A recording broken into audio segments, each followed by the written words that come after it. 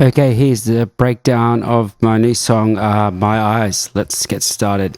First, let's go to my drums. So let's get maybe here.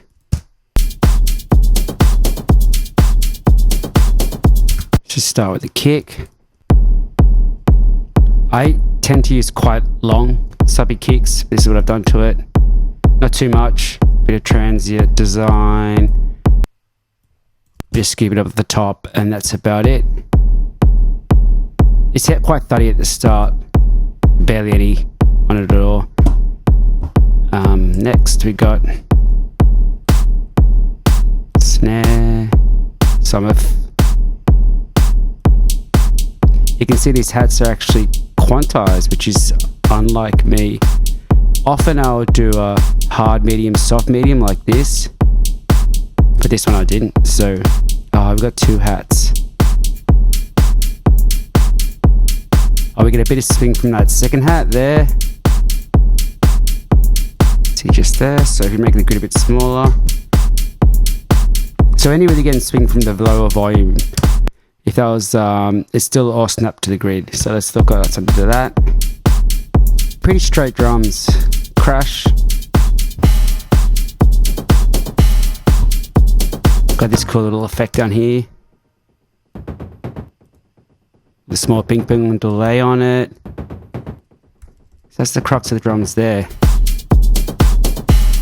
I had like a lot of big hits throughout the song. Like I'll show you right here. You can see here at the end of this loop.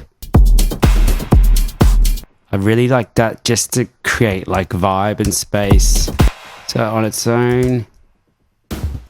There's only other drums throughout these in the breakdown. We've got what I've labeled as a synth drums. It's this. So if you get that in the build up. I've got my little FX bus down here. They just hit all together every now and then. And that is pretty much the drums. We've got processing on the bus. Not a whole lot. I'll show you that real quick. Oh, nothing on the EQ, a bit of bus compression. Probably nothing on the EQ because you'll see me bring this up a lot. I used Gull Foss through all of this. I've used it again. I think it's like a smart EQ compression tool that really helps to create space.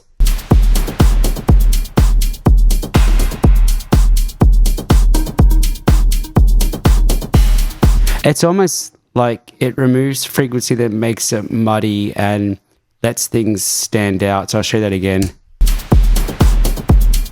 And that's it. I got a little filter that comes in here. The drums for the breakdown, so we get no low end. You can see the automation of that filter here. So one more thing here, just for I think I put this at the end for a bit of hype, and I got a 909 just filtering up for the build up here.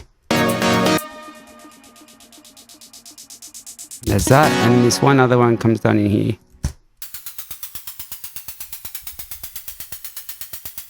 Just like a flanged synth.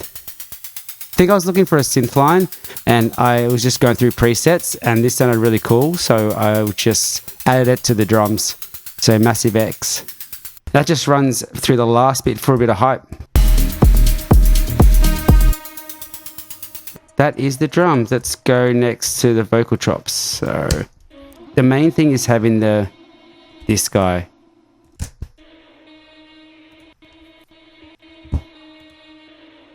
So it's sidechained. I make my sidechain tracks separately to make them shorter because I use quite long kicks. I want the sidechain to snap back quite quickly. You see this come back quite. That's why I do it with the extra sidechain track. So that chant provides so much like theme. It's soft, but it's important. And then just the look around. I just thought it sounded spooky. So look around. I've got one vocal chop here. And then it starts running through little oiter boy.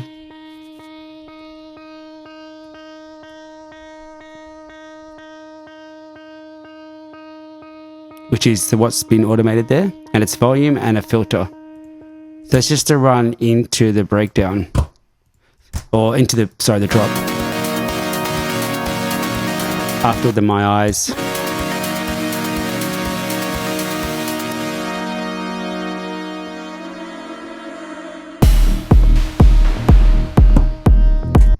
Okay, so that is the vocal chops. You can see that chant runs almost throughout the whole song, and I do 2 chants at the last drop, or 2 side change. With the side chain, it sounds.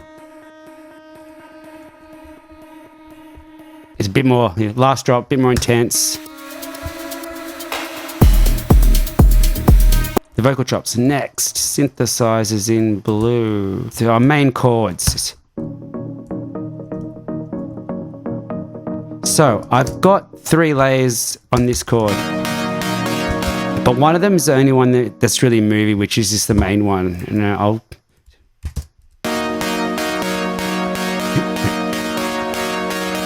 So you can see that's cut off, release, decay, everything builds up, comes back, builds up, comes back. And it gets to this. It comes back. Now I did that with the classic. Been using Massive X more because I want to know Massive X more, but God, I've used Massive in a lot of songs. And it's much simpler to me than Massive X, but I'm trying to get to know Massive X better, so I haven't gone back in a while, but yeah, so that's the main chords. Again, they just would have a side chain on the bus, I think. It doesn't have an individual side chain, just a tiny bit of dirt. There we go. I use a lot of these plugins from Native Instruments. So without it, kind of rolls off the top a bit. Here's the pattern. It's just 2 chords. It goes from a F to a G minor, and a G minor back to an F. It's mainly just the top moving note that provides the melody. You can see these notes barely change. Back to the F, because it finishes on the same one. But it really all comes from the top note. It's just going between a F major to a G minor, so from the first to the second. But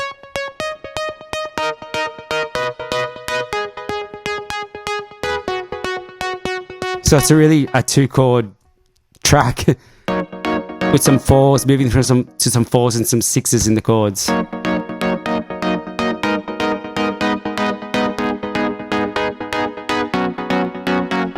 If I have quite a short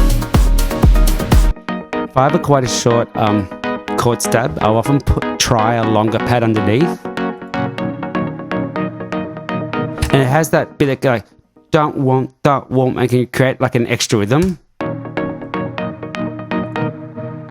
See, there's a slow attack, so it's almost like don't want kind of a rhythm,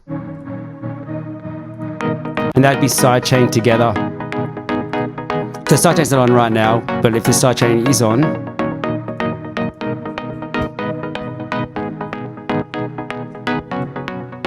so the processing, Goldfoss. I only use Goldfoss on buses. I don't, or buses or group channels or more than one thing. That's where it supposedly excels at splitting or making space between things. EQ, compressor, soothe, because you can hear it's a pretty. I had to really target 5K in this, so stereo, just control the width a bit. So side chain's still on, and that's that. I use gain match on everything. Gain match is awesome to turn off all your plugins but keep the volume the same. To see the difference. I won't go into it too much, but so mainly it gives it width, so a bit of air on my processing. Okay, then you can see the automation. You see one more pad. It's not part of. It's part of my big pad group, which is just long chords. So they do have that one time where they're together, but I think it's only in the build up because I want it to be rhythmic once everything drops. So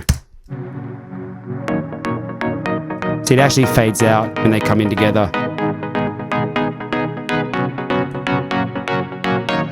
So that's the chords. Next bit down here is my 90s throwback up. So with the sidechain.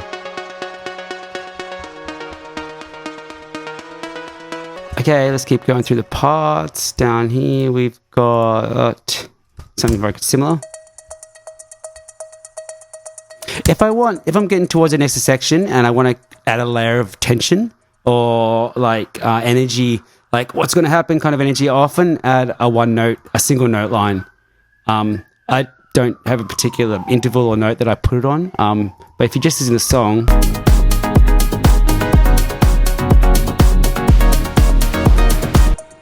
it's just there.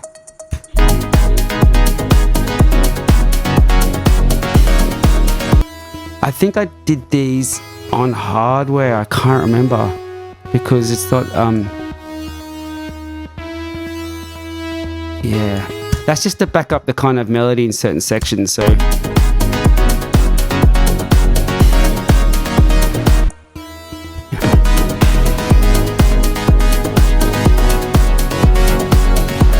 The regular horn we've got hitting. That's there. These few little random hits through here. Bah-wah. Again, some other little one-off hits down through here. Just to keep your attention. Massive X has so many cool things in it like that. Like it makes it sound like an electronic rainforesty thing. Like, and the last breakdown, I bring in a new lead, which is Retrolog, which is just Steinberg's 3-oscillator virtual analog synth. So I bring that in here. You can hear the chant, like it's so, you know.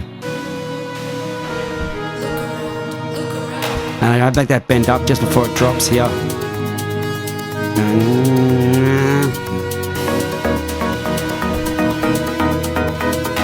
It's going up, so that's all the synth parts. And now, okay, so bass, we have again Retrolog. We have a little bit of automation on it. We don't have any swing. Let's have a look.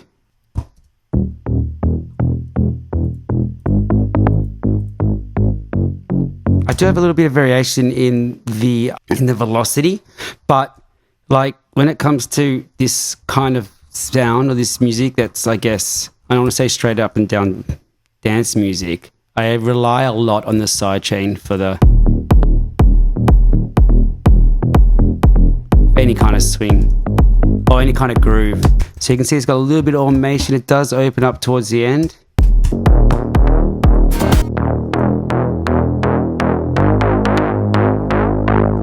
So that's just the filter and the release opening up there. And processing again is probably, I often use Soothe to clean up the bottom end. So you know how bass can be awesome and also a nightmare at 120 or whatever, where it can get really muddy. Oh, that's like your preset in Soothe called D, muddy in the bass. And you can see how hard it's hitting around a bit over 100. Now I used to just put like an EQ dip there, but I've even done a little bit of another one here. Look, though this one is such an important area because you know the notes are moving around, and you don't want to EQ out it where it gets muddy and lose that note's volume when it changes to another note.